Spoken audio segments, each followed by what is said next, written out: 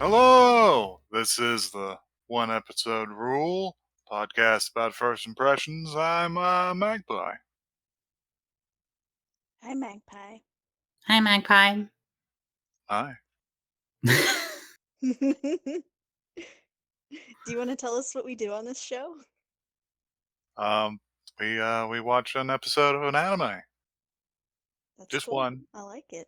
And then we Just talk about one. it. Then we destroy it piece by piece. Sometimes we just we hold it in our mouth and let it melt like an M&M. Like a nice ice cube. Mm-hmm. An M&M. Interesting. Will you introduce yourselves already? Good energy, I think, that we're bringing. Hi, I'm Joey. I need to tell you something horrible, which is myanimelist.net. It's a great website. I don't know how I feel about the fact that it gives you anime stats about how much anime you've watched. Yeah. And it measures your anime stats in days. Oh, Jesus. So I'm looking at my page right now, and it says I've watched 43.1 days worth of anime. And Jesus that's troubling. Christ. That is rough. That's like a statistic you would have to confront upon your death before entering the afterlife. It's troubling. It says here that you watched 43 days of anime. St. Peter pulls up your anime list. Oh, no. I will have to send you to purgatory to burn off your bad karma. I'll have to send you to purgatory and make you watch American cartoons. Oh, no. Oh, no. There's only a couple good ones of those. I know. What am I gonna do when I get through King of the Hill? All of Seth MacFarlane's work. Hello, I am Emma. I'm the podcast's resident weeb expert. Now everyone on the podcast is a weeb, but only one of us went to school for it, and that is not a flex. That is more of in keeping with our St. Peter theme. This is my confession. I'm sorry. I just the phrase when you said that, the phrase "resident weeble" entered my mind. And it's the dumbest shit ever, but I'm having a lot of trouble not laughing about it. It's good because I guess it doesn't really work because I do fall down a lot. Oh, no. All right. Aww. Good. Resident Weeble 3 Nemesis. All right. Biohazard. Hello. So yeah, like we said, this is the One Episode Rule podcast about first impressions in anime. We watch an episode of an anime every week that none of us have ever seen or hopefully heard of, and then we get hurt by this action. It does damage to us. Sometimes it doesn't do damage so much as causes us to go in a spiral of I'm obsessed with this thing for months upon a time. But usually that's only me. Maybe. I don't know. Usually. I remember in one of the first episodes, I remarked that I come on this show and am diminished. Yeah. Yeah. Every episode of this podcast, my flame flickers a little dimmer. It weakens my chi.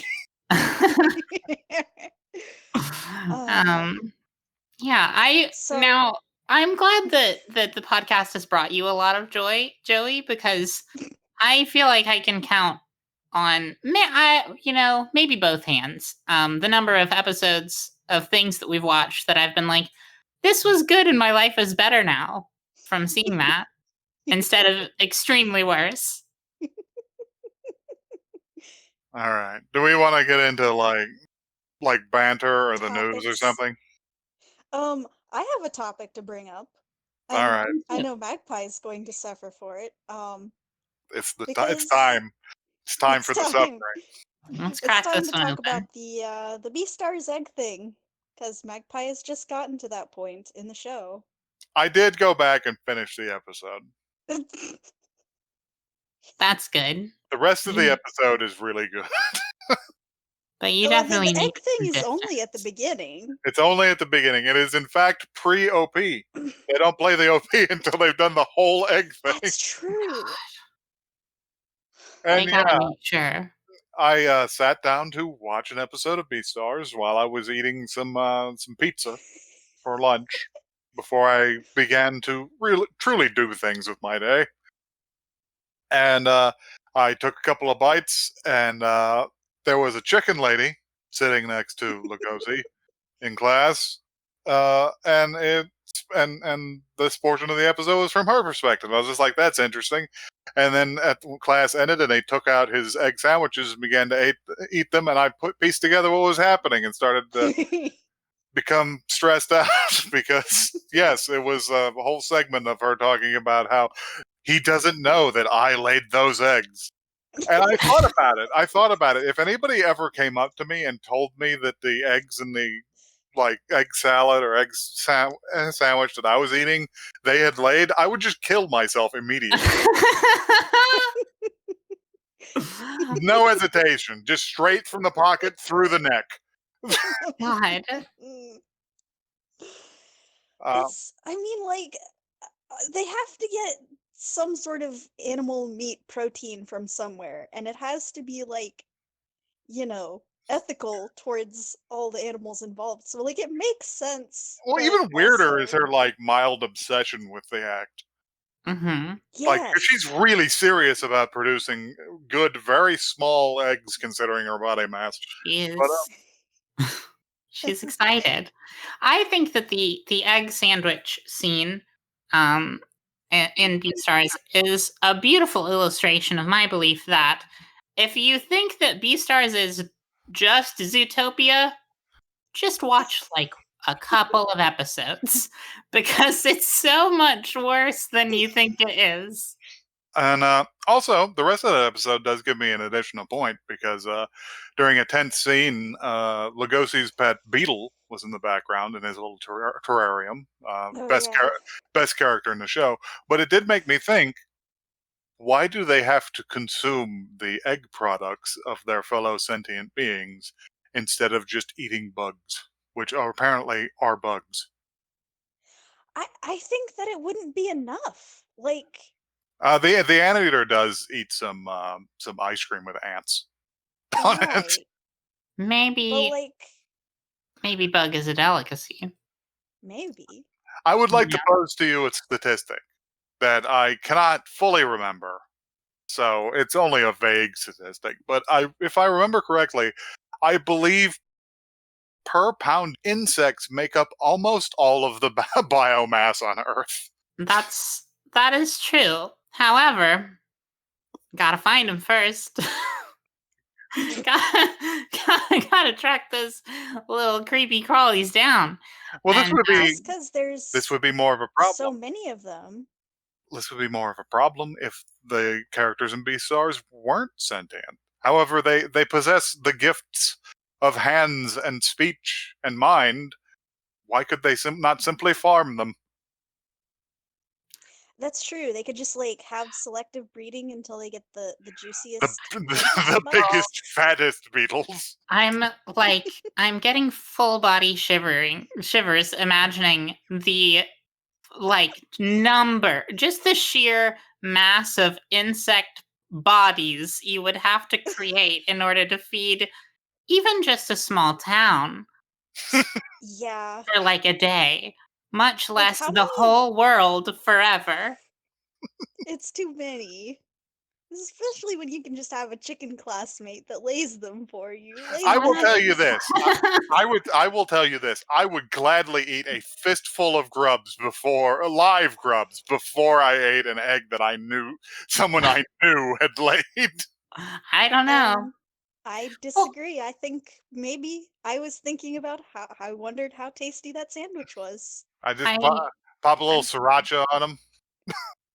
Pop a little sriracha on your classmates' eggs, why don't you? Yeah, probably Well, pretty tasty. there's no call to go ruining good sauce like that.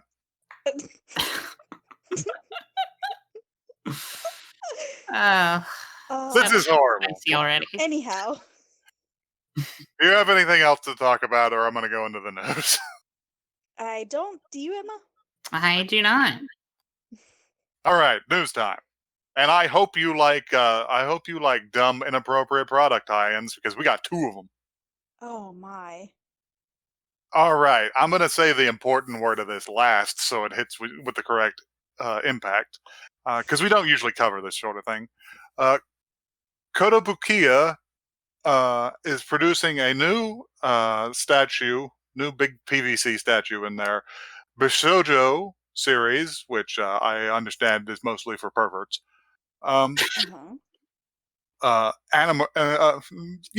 Enthusiasts for barely clothed anime girl figurines.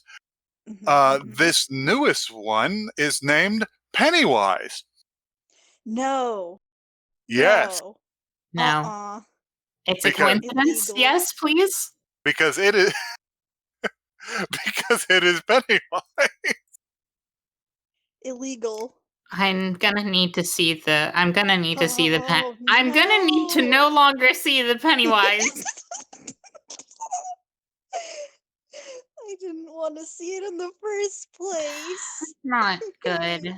I have almost nothing to say about Pennywise the dancing clown here. Penny waifu, is that anything? Yenny wise, maybe. They're No, both neither of bad. those. Yeah, they're both pretty bad. I will say for Bishoujo statues, this is actually pretty tame. Yeah, but it's Pennywise, and I don't like that. It's very bad. The next thing, Stupid. and this one with just complete bafflement. Let's see. What's the More bafflement than Pennywise? Okay. Shoga Kukan's whiskey label Whiskey Mew is celebrating the Laughing Salesman by Hell yes. with a new curated whiskey. The brand is overseen by movie producer and renowned whiskey taster Hideo Yamaoka. Wow. God damn. What do you have to do to get renowned as a whiskey? Is that just a fancy name for drunk? I guess so. You have to be a rich drunk, I guess, is how I would. So yeah, this is themed around the Laughing Salesman. It's got some interesting art on the label, and they'll only be making 156 bottles of it.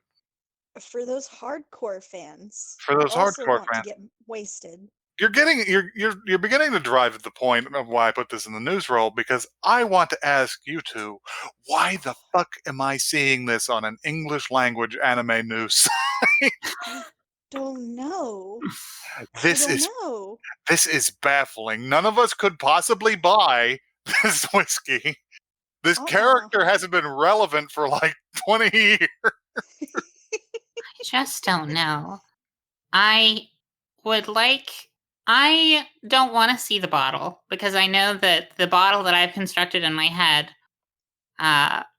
cannot really be in reality, and so anything less than that will just disappoint me. But in my head, I'm imagining. Okay, go ahead. In my head, I'm imagining the Laughing Salesman just sort of standing upright, limbs sort of all tucked into one sort of football shape, and his head tilted like a full 90 degrees. So he can just baby bird the whiskey directly into your glass. Yes. You reach between his teeth to unscrew the cap, and you pour it into your own mouth. Oh no! And that's what I want. That's on my wish list. So, you guys have plenty of time till Christmas. All right. Oh no. An actual news item, which is just sort of incredible because of something it revealed. The longest running manga series, Gogol 13, has gone on hiatus for the first time due to COVID-19. it's gone on hiatus for the first time in its 52-year-long serialization. Oh my god. Yeah, I think I did hear about this. That's Just crazy. so you know, Gogol 13 has been being published since 1968. That's a long Yeah. time. That's long. It is the second best selling manga series after One Piece. I figure. I guess One Piece just has more reach and Well, audience. One Piece also Yeah, it's because has Luffy has stretchy 900 and arms. something chapters, so I don't know. It's a lot. I don't know how many the one you're talking about has, though. Infinity, forever chapters. You cannot read this. You can just go ahead and cut that joke out of the episode because I'm already ashamed of it. Actually, it says right here in the article, so I don't even know why. So their quotation is, "Not to lose to the coronavirus, we have already started to prepare for chapter 600." Oh, wow, okay. Wow. So I guess it's That's not relatively that bad. slower paced. Yeah. And the last bit of news that I'm happy to discuss with you two is Viz Media has announced an Yes. Inuyasha spin-off anime called Yashahime Princess Half Demon. Yes. There we go. Yes. I was waiting for it. I'm looking at the promotional art. I cannot tell any of these women apart. They have identical faces. No, the one with the ears is Inuyasha's kid. And I believe the other two are both Sesshomaru's children? Yes, they're twins, I believe. Or are two of them Inuyasha's? Two of them are Sesshomaru's. Got it. So cool. Great. What do we have to Yeah. say about this? Like, I stopped watching Inuyasha at like 50 episodes in after I realized they were making the same 5 episodes over and over again. No, things happen. It's been a while since I've like been binging on it, but I think the posts that I've been seeing going around all the time was, who fucked Sesshomaru? Yeah, who climbed that? Who did it? And the conclusion that everyone has been reaching is that it was Ren? I don't know who that is. I don't like it any more than you do. Which is a child that he found at some point. That's not good. No, it's not very good, but the way that they interact in the show strongly feels like one of those like Jacob from Twilight situations. So yes. That's not good. I don't like that. No. It's distressing. That's most of the discourse that I've been seeing, and everything else has just been like, oh yeah, cool designs, etc. One of these women appears to have stolen Sesshomaru's weird fur thing. Yes. You know the weird fur thing? Yeah. The fur rough collar thing. the ermine that he fucking killed or whatever. And then the other is just wearing like a seersucker suit for some reason. To be dressed like Colonel Sanders. Yeah, Colonel Sanders. I forgot about that. Yeah. Weren't there like blurbs about the characters that said she dresses more like a boy for some reason?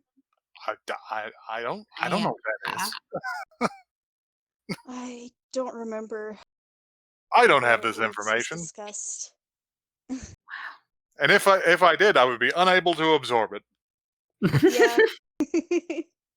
But yeah, Inuyasha's coming back. Get hype. More of that. You know I'm always hyped for dog-based characters. That's true. All right. I'm not gonna be picky. So here's my thing about the Inuyasha sequel. Great. It's great. I'm glad that we're getting two cool daughters for Sesshomaru, and I'm glad we're getting an Inuyasha daughter. I would like to know what other characters, progeny, are going to be appearing. That's true. And I think that my like big sort of wish in my heart is that Jockin is gonna get a child. Wait, Oh no! wait, isn't it? That's Is the Jockin? little green gremlin guy. He's a little toad man, isn't he? Yes. Yeah, I'm pretty hopeful for that. Jockin Jr. Jockin Jr. Stan. If I'm gonna say this right now, if Jockin if this turns out to be another one of my prophetic bits, and Jockin really does have a child, I will never shut up about it again. I'm going to change. I'm not even going to watch the anime or read the manga, but I am going to change all of my icons to Jockin's child. And I'm going to change my display name to Jockin Jr. Stan. Jockin Jr. Hashtag I called it. I tried to think of like literally any other characters from Inuyasha, and I'm only coming up with Kaguya. Moroku? Is wind tunnel that you crave? Oh yes, the Oblivion. The final sleep. The final sleep. I think the only other one is Sango. There's Sango. I mean, there's like other characters. But sure, like, we're talking about right? the main like group of characters that would have been running together in the show. Shippo, maybe? I don't know. I don't know how fox demons reproduce. Oh. They split in half. Yeah, you're right. You guys want to watch an anime? Yes, please. Let's watch something. All right, I'm going to hit you with this one because I've decided to pick this time. This week we are going to watch Orange. Orange? I thought you were going to... I was afraid you were going to say Oran High School Host Club, which would not be good to watch. But no, it's Orange. Orange. All yes. Right. I added it to my list of strange things. I'm assuming because it's named Orange. Okay.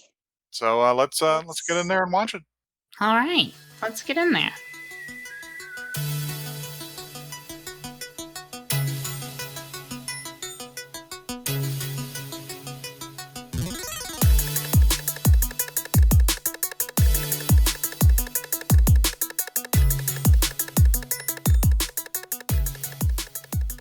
All right, we're back.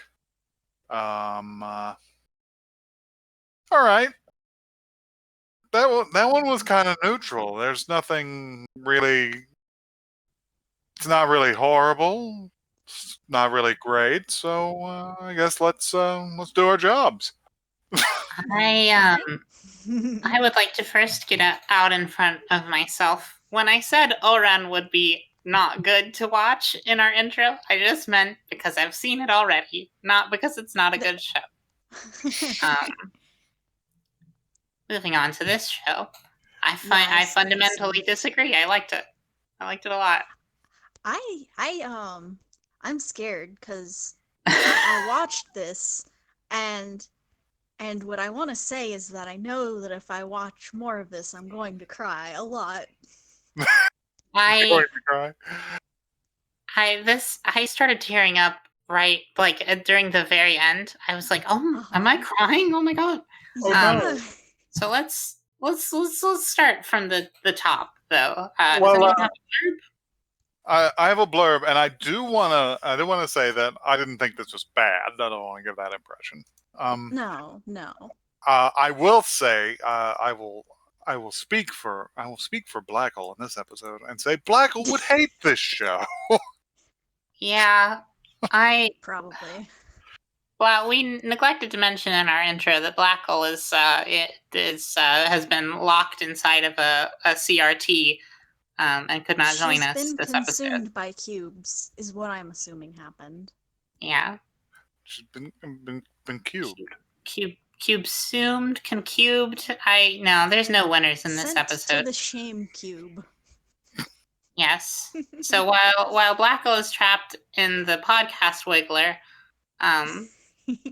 we went ahead and snuck behind her back and watched something good. Something good, yes. So who wants to read our blurb here? Joey, you will do it. It's me. Okay. It's the spring of Naho's second year in high school, and Naho receives a letter from herself 10 years in the future. The letter accurately depicts what's about to happen, including details on a transfer student from Tokyo. Kakeru Naruse. Who ends up sitting beside her in class. On top of that, the letter hang on. Let's just stop and sub it in like those robot cold calls. So just say the line before the name again. Including details on a transfer student from Tokyo. Kakeru Naruse. Oh no. Who ends up sitting beside her in class. On top of that, the letter also begs Naho not to invite Kakeru out with her group of friends on that day alone. But why? Why is the voice that subs in always like a funny voice? Just like a completely different pitch. It's like it'll be like of the opposite gender. It'll be like a fucking heavy Brooklyn accent or something. Just be like, hello, this is Intel Corp calling for Kakeru Naruse. Yeah. Emma, can we get an actual read on that name, please? It is Kakeru Naruse. Naruse. Okay. Yeah. I got it pretty much. It's pretty good. Yeah, no, it's pretty good. You guys, over the course of this podcast, you guys have gotten slightly better. Let me clarify. Everyone in this episode has gotten slightly better at pronouncing Japanese. Honestly, I think it's just from exposure. Yeah. Yeah. The weeb gas is seeping into my lizard brain. Yes. I mean, you can only watch so many episodes of things without not, Yeah. Before your Arda cosplay wig starts to take root through your skull. All right, so I'm gonna get at this. Let's see. How do I feel about this? All right, weird things first. Okay. We love weird things. Sure. Why does everybody in this show look like Yamato from My Love Story? I don't know. That's kind of true, yeah. It becomes especially troubling on the male characters because they don't have the eyelashes. That's true. I will say I thought that this anime was beautiful. Everything that was around the people was beautiful, and the people looked kind of froggy very often, which, as I'm sure you two know, not a deal breaker for me, but it was very peculiar. It's a little strange. They had some big old mouths. They had big mouths. Big mouths in this show. Which is a stylistic choice, I guess. Sure. I was okay with it. It didn't anger me. The thing that I liked stylistically was the way they animated the hair with all the little strands going on. I thought that was really cool looking. They'd occasionally just put a strand. Just any old place. Yeah. I liked it. Felt very fun. They didn't quite I feel like there was probably some disconnect between the background artists and like the key animators in this, because the characters kind of don't look like they're actually in the places that are depicted. Yeah, the backgrounds are like so heavily detailed and like beautifully painted, and there's like this like soft glow about it all that like doesn't exactly match the similar glow of the characters. Yeah, that's true. Which, honestly, we'll be honest, we've seen much worse things. Yes. Oh, for sure. For sure. And I actually think that compared to a lot of the things that we've watched on this show, this animation was really good. I think that it was really good, I thought. I'm even willing to forgive the kind of clown shoes montage from the middle of the episode. Yeah. Yeah, I'll let that one go. But yeah, I thought that the animation was all really smooth, and I thought that Nope, I lost my second point that I was going to say about it. Gone forever. Gone forever now. Moving on. Let's I didn't love the opening song, but I liked the animation of the opening enough to forgive it. It was okay. I markedly disliked the very few live action shots because they reminded me of a found footage horror film. Yeah. I found that to be anxiety inducing. It's just like, is this Marble Hornets? Shit. It's only the first episode. You never know. But yeah, we didn't watch this for the animation, and that's not really what the animation is secondary to what the show is getting at. Mm-hmm. Yes.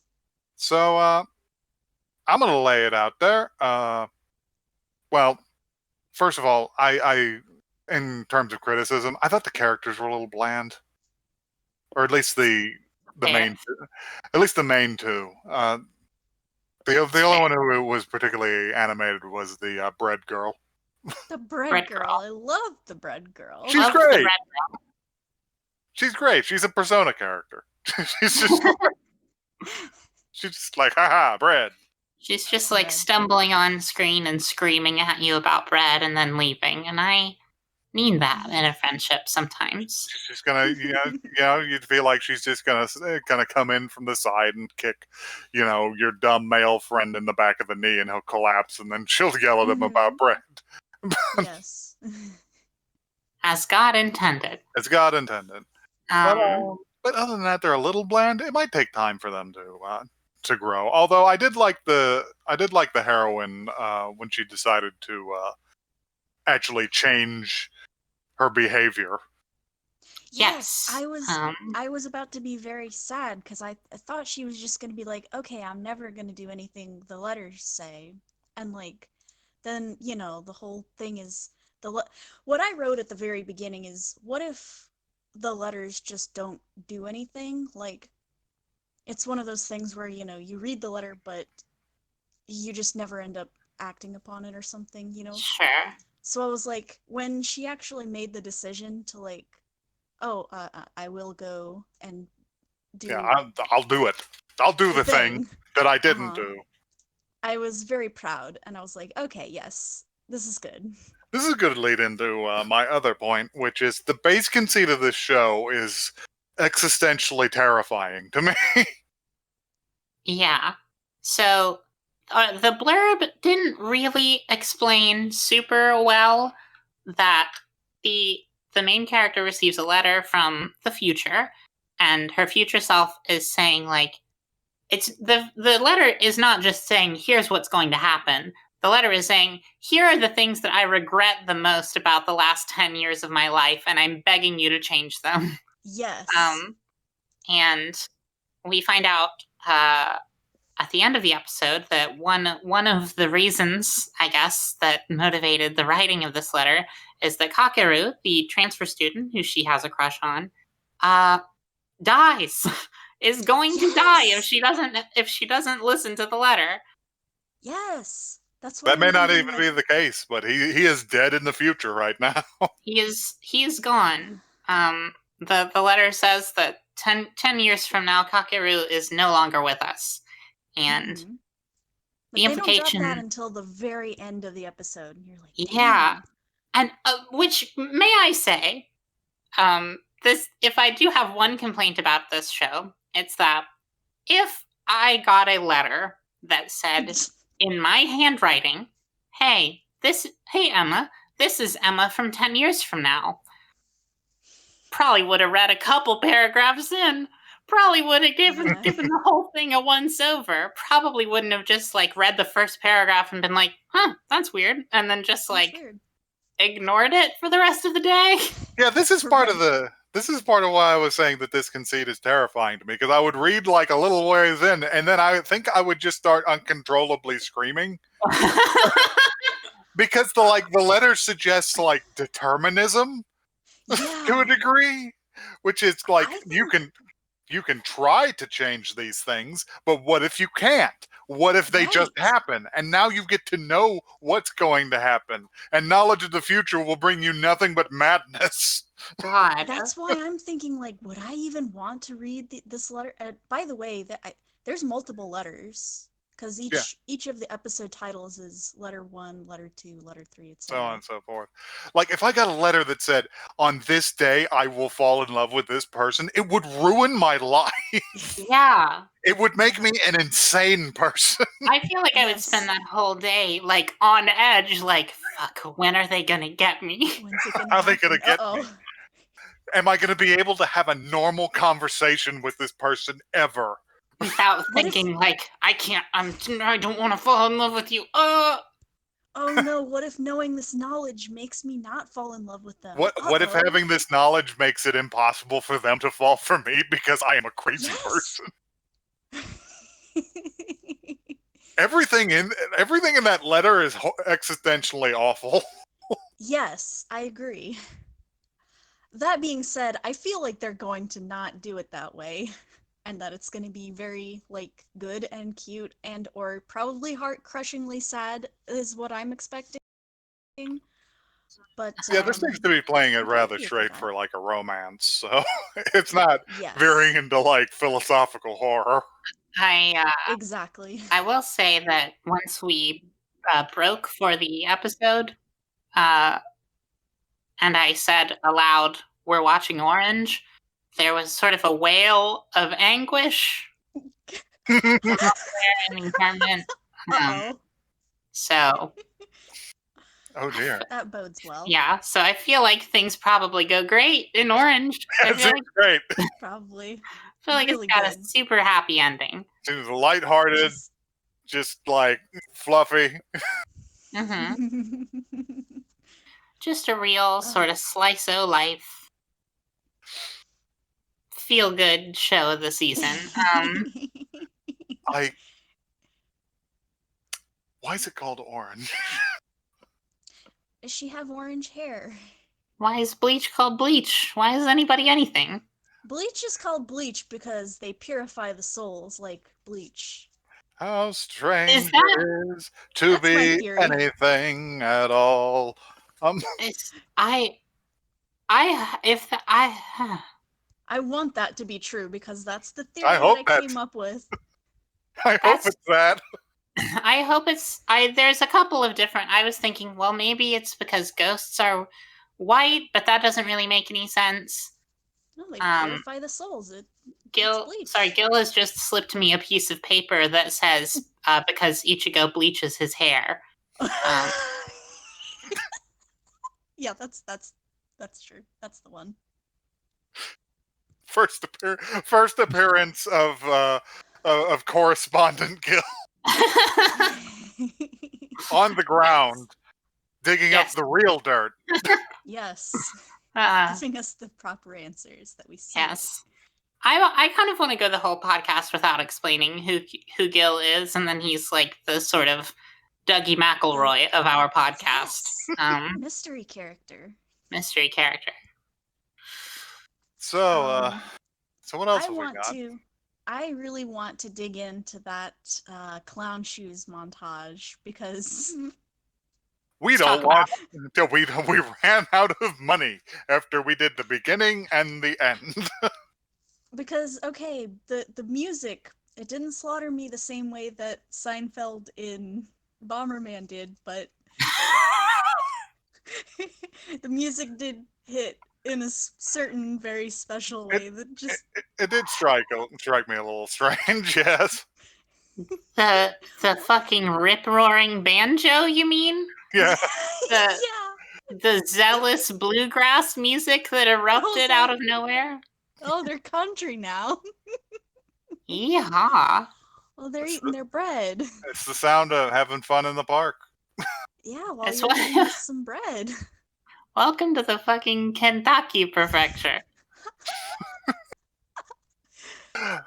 Is it just me, or did they walk all over that entire like neighborhood with no real aim for like 6 hours? But have you ever been a teenager? That is how it be when you're a teenager in a small countryside town. Just what they do. Not in any place where I could walk anywhere. I live in Texas. That's true. But you probably walked places, but just, everything is just rocks, so. No. Yes, it's just a xenoscape here. Mm-hmm. Every time you talk about where you're from, Magpie, I close my eyes and I imagine you walking through the wasteland from Xavier Renegade Angel. I've got the didgeridoo. Yeah. I have explained to you both on multiple occasions that I live in a forest. And I don't believe you. It does not take. I know this is true, but it just doesn't register. I know the name of my ecological region. I live in the cross timbers. But no, it's spaghetti western scenes the whole time. When I picture where you live, a yellow filter goes over the screen. So that's also true. Oh God, we can't get into that. All right. We can't get into the Mexico filter from movies. I'm just joking with you. Mostly. So I would also like to say that during the very beginning of the episode, it was like during the scene where Kakeru was like, "Oh, do you want to trade this curry bun for your melon bun?" Because I don't know what bread is like in Japan, but it's crazy. I wrote down, "He's so cute. I bet he fucking dies." Oh no! Yeah, seems like significantly better than what I wrote, which was, "I think she wants his buns." Joey. I was just thinking he didn't show up to school, and I was like, "Oh no! What if he was allergic to the bread and died?" I was just thinking about the melon bread from Nichijou, where you guys eating the bread and she's just like expires in. Oh, but she's already eaten. There's like one number at the end, and you don't know what the number at the end is. It's like, I think those breads are just like regular bread baked into sort of a circular bun that is just lightly flavored, like yes, yeah. I believe that's correct. Which becomes upsetting whenever it's like, okay, fine, pork though. Pork? Probably good. Probably tasty. Pork bread. Pork bread. I would try. Bacon leavings bread? I mean, that sounds good though, doesn't it? Sounds kind of yummy. I'm not here for it. I'm here for it. Okay, well, I would eat that. I will trade you my pork bun for just any other kind of bun, please. Have my curry bread. You the melon bun. Melon is fine. Melon is kind of vague to me, but fine. Yeah, probably wouldn't taste like much. Some kind of melon. Melon. Was it a honeydew or a watermelon or? Yeah, melon. Rock melon. Melon. I want one of those ones with the black bean paste in them. Anpan? Those look exotic. I would like to taste it. Have we lost the plot a little bit? We have. A little bit. We got very distracted by talking about types of breads. I am very hungry. I could go for I'm pretty hungry. Could go for a bread. I could sample some Japanese breads right about now. The problem is the show is good, but not incredible. And it's got some weird things about it, but they're not super weird. So we're kind of grasping. Mm-hmm. No, I mean, I think this is one of those things that's like good enough that I'm intrigued. Good enough I'm mildly that I interested. would possibly press forward and see if they do good things with it, because it feels like a show that will make me cry. Honestly, and I am interested in finding out. Honestly, I would watch more episodes if only to know why it's named Orange. That's fair. Yeah. That's fair. I think that as far as first episodes go, I mean, we've definitely watched a lot of stinkers on this show, so I think it's pretty good. And I can't really quantify what it is about this episode that grabbed me, but there is just something there. I feel like I would really enjoy it if I kept this up. I agree. Also, I remembered that thing that I forgot earlier when I was talking about the animation, which is the background characters who are in the distance in this anime don't look like fucking wall outlets. Like they have facial features, and I think that is a mark of a good anime. They don't just look like the forest spirits from Princess Mononoke. Or just have no faces at all. Just some fucking rattling lumpy boys in the background. Yeah. Feels like this show has the enough of a budget for me to feel that it may end up being profound. Enough of a budget and enough of like thread of interest in the characters to me. Yeah. I am always a fan of dramatic irony. Mm-hmm. Personally. All right. While we've been talking, I took a little peek at our email. We don't have any new emails. We do have some new subscribers on various services. Welcome to this. Welcome. Yeah. I hope you continue to enjoy. Hold on. I love you. You don't want to be too forward, but I don't speak for everyone, but I love all of our followers. They need to prove themselves to me. They must earn my love. Don't worry, followers. I'm here. My love is unconditional. But I hope you enjoy the rest of our programming. If you want to begin the process of earning my trust and your abilities, you can do that by sending an email to oneepisodecast@gmail.com. You can That's also the word, not the number, by the way. No, I've been bamboozled. Gotcha. You got me. You can also tweet at us. We are at oneepisodecast on Twitter. That is, again, one, the word, not the number. If I have just realized after almost 50 episodes of doing that it could be ambiguous whether we mean one, like when we say one, the word, not the number. What we mean is O-N-E, not the numeral one. Instead of, like, winning. But it could sound like we're saying W-O-N, not O-N-E. Well, if they've listened for long enough, they would, probably. I'm gonna lay this out. Would realize. I'm gonna lay this out there that if they cannot solve this puzzle, they do not have the ability to earn my trust. Yeah, just like Cicada 3301. There's a complicated vetting process, and if you can't figure out the numbers in the show title, maybe you're on the wrong podcast. We will send you back to episode 1. Yeah. So yeah, is anyone gonna watch more of this? I think so. Yes. Oh, we kind of already talked about that. Yeah. Yeah, I just wanted to get a good sort of solid answer from us all. Definitely. And mine is yes, for sure. Any last words? I had a joke that I was constructing about it, but while we were talking about that, like I had one chance to fire it off before it evaporated from my diseased brain. Aww. It's just gone. It's become a mist and left through my ears. That's a pity.